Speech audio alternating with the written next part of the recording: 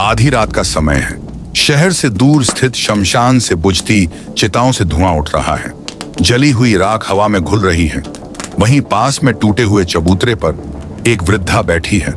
धुएं के रंग जैसा उसका चेहरा, उलझे सफेद बाल, फटे पुराने और मैले कपड़े पहने हुए, और उसके बगल में एक काला कौवा है।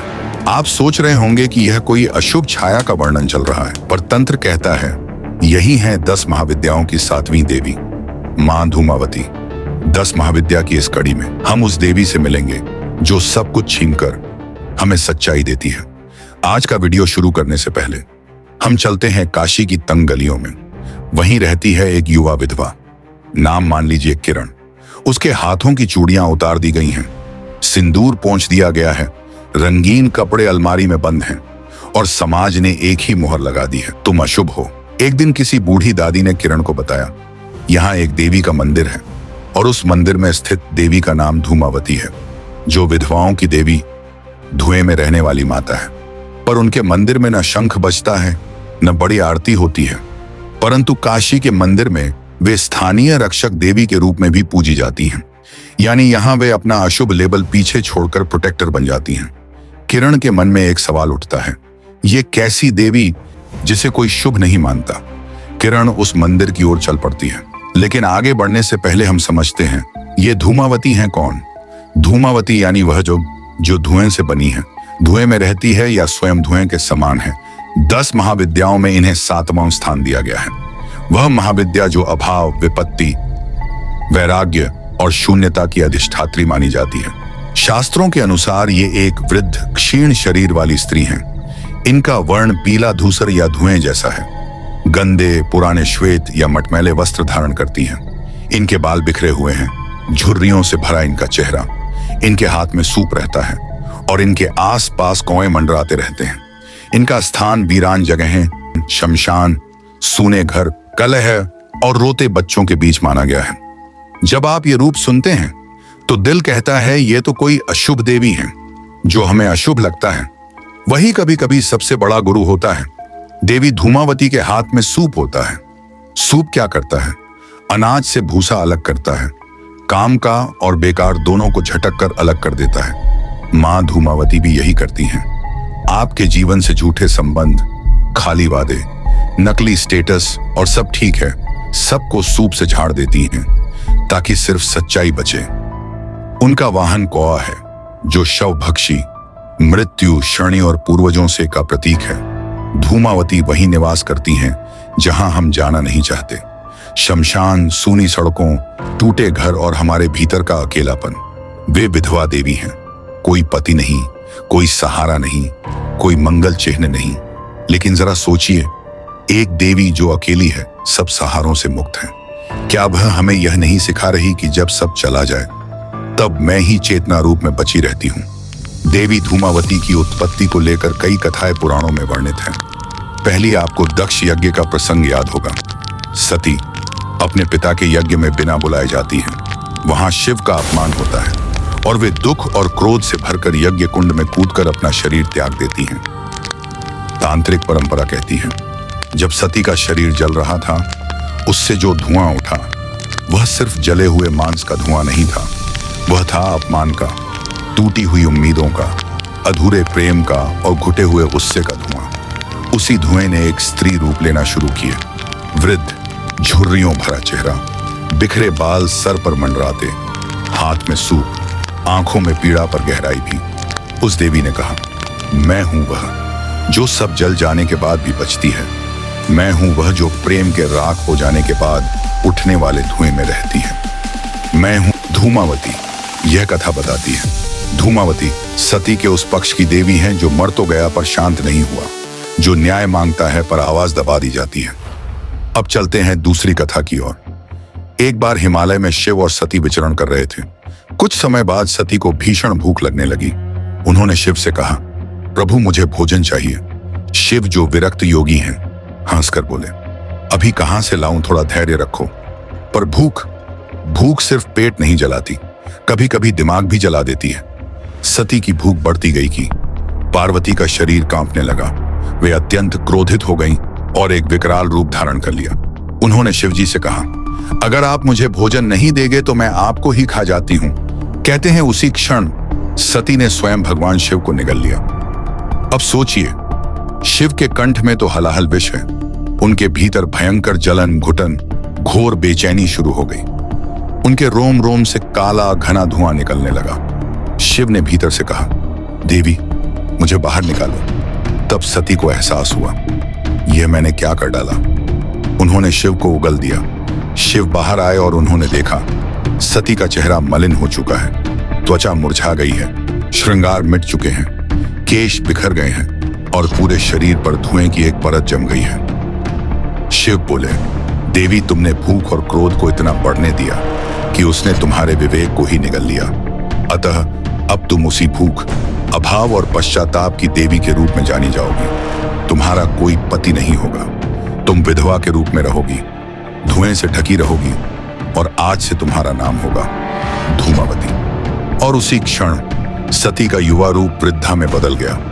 कंठ से निकलता धुआं, चेहरे से छिनती कांति, हाथ में सूप, साथ में कौआ, और सृष्टि ने पहली बार इस अशुभ सी लेकिन अत्यंत जागरूक देवी को देखा। जब भूख और इच्छा भगवान तक को निगल जाए तो जीवन धुएं के अलावा कुछ नहीं बचता।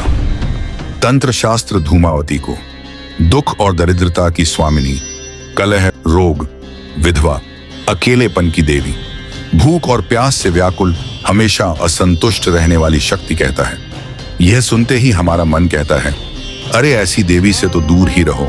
लेकिन वहीं दूसरे ग्रंथ, उनका सहस्र नाम, उनके स्तोत्र, उन्हें कहते हैं सिद्धि प्रदायिनी, मोक्षदायिनी, कष्टहारिणी, एक महान गुरु जो अंतिम सत्य दिखाती हैं।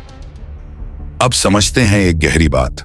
धूमावती आपके जीवन के सबसे बुरे समय की अधिष्ठात्री देवी हैं। वही समय जहां रिश्ते टूटते हैं, जेब खाली होती है, शरीर बीमार पड़ता है, मन अवसाद में जाता है, आपको लगता है अब कुछ नहीं बचा। तब आपको मां धूमावती एक गुरु की तरह संभालती है।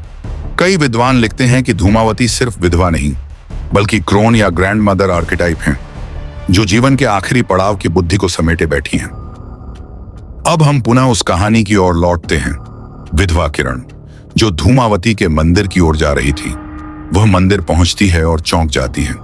न शहनाई, न बड़ा श्रृंगार, न चमकदार सोना, न फूलों की चादर, बस एक धूसर सी, धुएं में ढकी मूर्ति जिसके ऊपर कौए की आकृति है और आगे छोटे छोटे दियों की लौ, जिनकी रोशनी भी जैसे पूरी नहीं आधी अधूरी है। किरण के मन में पहला भाव आता है, ऐसी देवी, क्या ये सच में देवी हैं या मेरी ही तरह समाज से काट दी गई कोई शक्ति? वह धीरे धीरे आगे जाती है, घुटनों के बल बैठती है और पहली बार अपनी सारी शिकायतें बिना शब्दों के, बस आंसुओं के माध्यम से बताती है।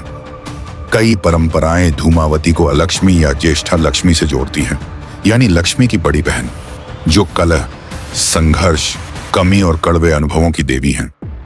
आधुनिक शास्त्री और लेखकों ने धूमावती को प्रलय के समय प्रकट होने वाली देवी, सृष्टि से पहले और सृष्टि के बाद के शून्य की रानी कहा है। फिजिक्स में एक कॉन्सेप्ट है, एंट्रोपी। हर सिस्टम धीरे धीरे बिखरता है, पुराने पैटर्न टूटते हैं ताकि नए पैटर्न बन सकें। एक तारा एक्सप्लोड होता है, जिसे सुपरनोवा कहते हैं। सब कुछ राख और गैसों के धुएं में बदल जाता है, फिर उन्हीं गैसों से नए तारे, नए ग्रह जन्म लेते हैं। यह सब कुछ टूट जाने वाला फेज, जहां से नया जन्म शुरू होता है, वही धूमावती तत्व है। मनोविज्ञान में आप इसे कहेंगे depression, grief, breakdown, shadow work, जहां इंसान अपने भीतर के गुस्से, शर्म, ईर्ष्या, अकेलेपन से पहली बार सीधे सीधे मिलता है। धूमावती वही एनर्जी है जो कहती हैं, भागना बंद करो, अपने अंदर के धुएं को देखो, तभी तुम्हें पता चलेगा तुम वास्तव में कौन हो। तांत्रिक ग्रंथों में वर्णन मिलता है कि धूमावती की साधना हंसते खेलते सुख मांगने की साधना नहीं है। यह साधना उन लोगों के लिए है जो चरम गरीबी, कर्ज या तंत्र बाधा से जूझ रहे हों, जिन पर शत्रु या छुपे दुश्मन हावी हों, या जो सचमुच वैराग्य और आत्मबोध की राह में चलने को तैयार हों। कहा जाता है, धूमावती साधना से शत्रुओं का नाश होता है, असाध्य रोगों से मुक्ति मिलती है, चरम दरिद्रता से छुटकारा मिलता है और गहरी आध्यात्मिक सिद्धियां प्राप्त हो सकती हैं। लेकिन ध्यान रखें, बिना योग्य गुरु के धूमावती साधना शुरू न करें। अन्यथा नकारात्मक परिणाम भी प्राप्त हो सकते हैं। कुछ आधुनिक ज्योतिषीय व्याख्याएं धूमावती को केतु ग्रह की ऊर्जा मानती हैं, यानी अतीत, पूर्वज, अधूरे कर्म और अचानक टूटने वाले रिश्तों का कारक। किरण अभी भी मूर्ति के सामने बैठी है।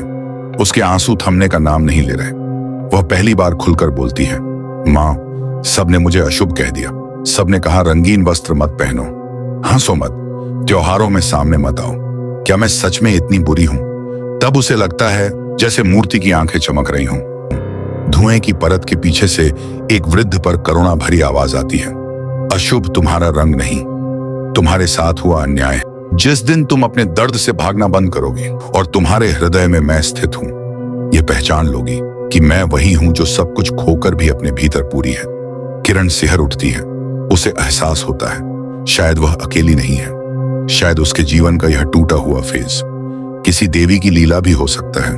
उसके चेहरे पर पहली बार एक बहुत हल्की पर सच्ची मुस्कान आती है, बिना चूड़ियों, बिना सिंदूर, बिना श्रृंगार, फिर भी पूर्ण। यही धूमावती की सबसे बड़ी कृपा है। वे आपको नया कपड़ा नहीं देती, वे आपको नया चेहरा नहीं देती, वे बस आपके पुराने झूठे चेहरों को सूप से झाड़कर गिरा देती हैं, ताकि जो रह जाए वह सिर्फ आप हों। अगर कभी आपको जीवन पूरी तरह धुएं में बदलता हुआ लगे, रिश्ते, करियर, सेहत, सपने सब कुछ जैसे राख हो रहा हो, तो उस समय यह मत समझिए कि देवी दूर चली गई हैं, बल्कि कहीं न कहीं शीशे के पार, धुएं की उस पतली परत के पीछे मां धूमावती बैठी हैं और आपसे कह रही है, तुम्हें मैंने खाली इसलिए किया है ताकि तुम पहली बार सच को समझ सको। तो दोस्तों, यह था 10 महाविद्याओं की सप्तम देवी धूमावती का छोटा सा रहस्य। यदि यह वीडियो पसंद आया हो तो वीडियो को लाइक करें, शेयर करें और हमारे चैनल को सब्सक्राइब अवश्य करें। तो मिलते हैं अगले वीडियो में। तब तक के लिए जय माता धूमावती।